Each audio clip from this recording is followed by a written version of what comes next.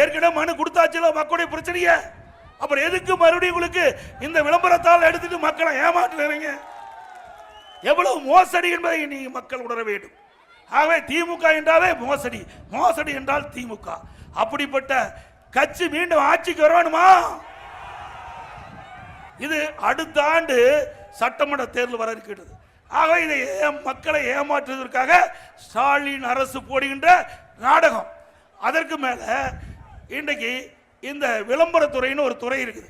அந்த துறையை விட்டுட்டு ஒரு 4 மூத்த அதிகாரியில நியமிச்சு இந்த 4 ஆண்டு காலத்தில் திராவிட முன்னேற்ற கழக அரசு நாட்டு மக்களுக்கு என்னென்ன செய்தி விவரத்தை அவர்கள் பேட்டி கொடுக்கணுமா?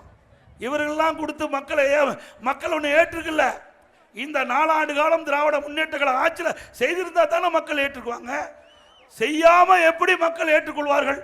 ஆக இந்த அதிகாரிகளை வைத்து பேட்டி கொடுக்க சொல்லி மக்களை ஏமாற்றுகின்ற நாடகத்தை இன்றைய முதலமைச்சர் அரங்கேற்றுகிறார்.